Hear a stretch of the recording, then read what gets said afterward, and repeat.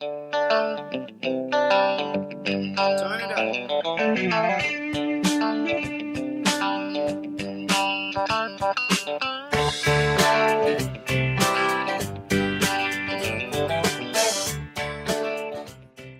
Olá pessoal, então bora falar a respeito de segmentação de mercado, falar um pouco de público-alvo e num segundo vídeo a gente fala sobre posicionamento. Bom, como já falado em sala de aula, o que a gente precisa fazer aqui é conseguir entender quais são os segmentos de mercado que a gente quer trabalhar e como escolher esses mercados-alvos. O marketing de massa ele é diferente do marketing de segmento. Por quê? Porque quando você está trabalhando em massa, o teu objetivo e a sua busca é conseguir falar com o máximo de pessoas possível e o seu produto é o menos segmentado. Olha aqui esse exemplo quando a gente está olhando aqui para alguns Fords. Em compensação, quando a gente olha para o mercado automobilístico de hoje em dia, a gente está olhando para uma série de carros diferentes, ok? Segmentados por nichos. Então eu tenho utilitários, eu tenho carros mais femininos, cores diferenciadas, eu tenho caminhonetes e por aí vai. Se a gente começa a buscar um conceito, então leia comigo aqui. É o processo de identificar no mercado-alvo, através de uma ou mais dimensões, grupos de consumidores potenciais com determinadas características afins, as quais influenciam os seus comportamentos de uso. Tá bem óbvio, né? O que você precisa é separar, identificar por proximidade para que você possa atuar com esses públicos. As premissas são bem básicas. Primeiro que as pessoas são diferentes umas das outras. Logo, é por isso que você precisa segmentar. A vantagem é que os segmentos eles podem ser medidos e eles podem ser isolados. As pessoas são diferentes umas das outras, mas juntas elas conseguem formar grandes grupos. Bom, eu quero retomar com vocês aqui um conceito importante que ele está lá no capítulo disponível para isso. Esse capítulo está no Blackboard e está disponível para vocês. As dimensões para a segmentação, bens de consumo e serviços, que são 4. Geográfica, demográfica, psicográfica e comportamental. Lembrando que a dimensão geográfica, ela prevê países, regiões, estados, vizinhança, uma cidade. A demográfica, ela vai avaliar sexo, idade, o tamanho da família, classe social e etc. As variáveis psicográficas são aquelas relacionadas ao estilo de vida e à personalidade. E claro, as variáveis comportamentais, como por exemplo o mercado de casamento, que é um mercado focado em ocasião. Qual ocasião? Casamento. Aniversário de criança, qual ocasião? Aniversário de criança. Bom, vamos para alguns exemplos agora para deixar isso aqui mais claro. Essa aqui é a segmentação geográfica, certo? A gente está falando aqui de ninho mais 1, que é para crianças que já têm mais de 1 ano, e o ninho fase 3, são para crianças que têm mais de 3 anos. Entenda o seguinte, que se você olha e lê a descrição, que você tem acesso a esse material aqui, fica óbvio como que o fabricante desse produto, ele avaliou e pensou e desenhou um produto, cada um focado em uma das fases das crianças. Pelo menos é assim que ele vende, ok? Essa aqui é uma segmentação com o estilo psicográfico. A gente está falando das marcas próprias da Renner, a Blue Steel, a Marfino, a Just Be e a Cortelli. Perceba que pela roupa você consegue identificar diferenças substanciais entre essas pessoas. A gente está falando principalmente de estilo, e isso é uma segmentação psicográfica. Aqui, uma segmentação por ocasião de uso.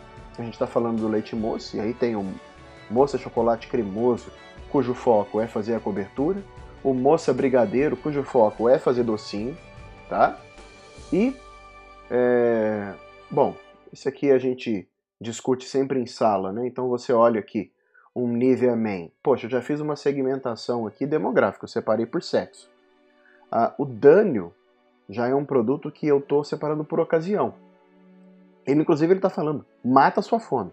É uma segmentação comportamental para substituir o teu lanche. E o Sensodyne eu estou fazendo aqui para uma característica específica, que é alguém que precisa proteger os seus dentes, ok? Bom, esse aqui é um outro exemplo. Eu prefiro que a gente discuta em sala para a gente conseguir conversar, mas olha, na hora de você fazer uma segmentação de mercado, você tem algumas preferências que são homogêneas, outras que são difusas e outras que são conglomeradas. Mas vamos discutir isso aqui um pouco mais em sala, ou você pode buscar referências no livro também. Bom, a gente falou de mercado para pessoa física e agora a gente está falando de mercado para mercado industrial, que são algumas variáveis como demografia, variáveis operacionais, abordagem de compras, fatores situacionais e características pessoais. Bom, vamos olhar um a um desses, né? Se a gente estiver falando de segmentação demográfica, a gente pode estar fazendo aqui uma variação por setor, por porte de empresa e por localização. Pensei num exemplo, eu vou atender a indústria de TI, com empresas que tenham no máximo 50 funcionários na região de São Paulo. A segmentação operacional, ela vai, por exemplo, buscar que tipo de tecnologia. Quais tecnologias de clientes nós devemos focalizar? Então, por exemplo, eu sou uma empresa focalizada ou focada numa... Deixa eu pensar aqui num exemplo mais simples, porque a gente já citou o exemplo de TI.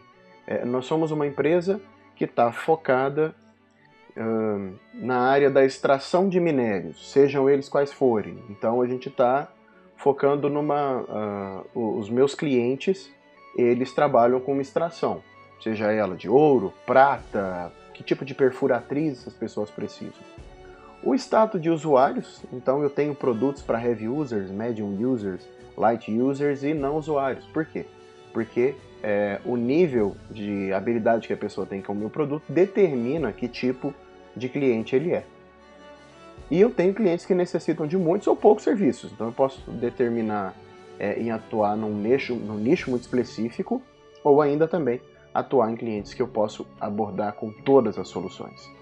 Essa abordagem em relação a compras está diretamente ligada a porte de empresa. Você vê que é um ajuste um pouco mais fino. A gente está falando de essas empresas têm compras centralizadas ou descentralizadas? Compra tudo por São Paulo ou compra por filial? Como funciona? Qual que é a estrutura de poder? A gente está falando de uma empresa formada por engenheiros ou pela área financeira? Uma empresa de construção é a cabeça de engenharia. Um banco, a área financeira. E a gente precisa também entender qual que é a natureza do relacionamento existente. Então, eu vou focar nas empresas que já estão na minha carteira, ou eu vou atrair a empresas que também me interessam. Também a abordagem de compras, são políticas gerais, então essas empresas são focadas em leasing, de contrato, ou critério. Essas empresas buscam qualidade, buscam preço. Bom, aqui a segmentação por fatores situacionais.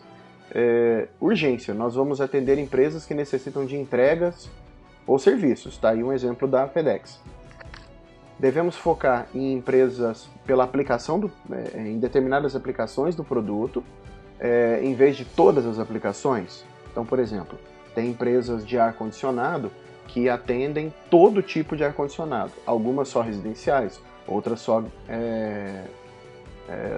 câmaras frias. Ou até o tamanho do pedido. Imagine que tem empresas que, olha, o pedido mínimo são 100 peças. Se você não tiver, eu não vou te atender. Agora, existem também características, obviamente, pessoais, como a similaridade com o comprador e o vendedor. Será que são empresas parecidas com a nossa? Será que essas empresas, que tipo de atitude elas têm em relação ao risco? Devemos atender os clientes que assumem risco ou os que evitam? Ou vamos focar em empresas com alto grau de fidelidade ou com baixo grau de fidelidade? Então, por exemplo aqui, esse é um excelente exemplo, que é a 3M, que é uma empresa que ela se segmentou e buscou atender todo o mercado de uma forma incrível, assim. Ela está em quase todos os segmentos possíveis, só que ela tem formas diferentes de atender mercados diferentes. A Xerox é um outro exemplo. A Xerox, por exemplo, ela tenta te segmentar aqui, ó, no campo do site dela, onde ela fala, vamos lá, que produto que você quer? Você quer para escritório, que seja preto e branco, que seja só tamanho A4, ou não? Você quer que tenha um número maior ou menor? E aí ele te pergunta, qual que é o volume mensal de impressões que você tem? Bom, já finalizando esse nosso bate-papo, uma segmentação efetiva, ela tem 5 características. Primeiro, ela é mensurável. Eu preciso saber o tamanho, o poder de compra, o perfil, para que eu possa medir. Se eu não puder medir, como é que eu vou chegar a algum tipo de conclusão? Segundo, ela precisa ser substancial. Os segmentos precisam ser grandes, lucrativos o suficiente para serem atendidos.